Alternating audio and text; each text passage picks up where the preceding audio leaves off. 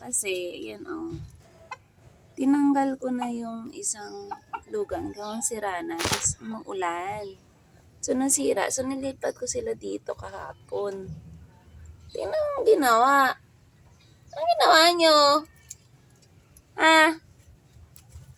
Diyos ko, hindi ko alam ang gagawin ko dyan. Tingnan mo naman, isira na. Nilipat yung itlog? How did you do it? Nandiyan yung itlog? Ay, nandun nga, tingnan mo. Hindi mo maintindihan paano nila nagawa yun.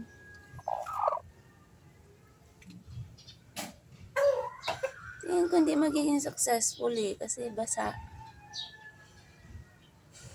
Ayos ko mamaya. Yan, inayos ko na. Nalagyan ko ng hollow blocks para hindi na mabasa. Tapos, ito yung luma. Nadurog na siya sa kakabasa sa ulan. Yan, inalian ko yan. So, safe yan. Yan, may mga tali yan dyan.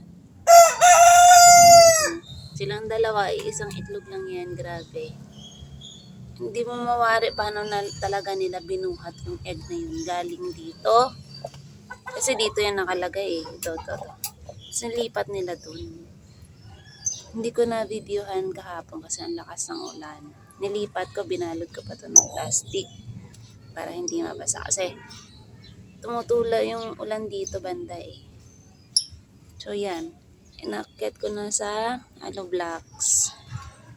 Tapos tinali ko, tingnan natin. Naninibago siguro sila. Ito, tatapon ko na to.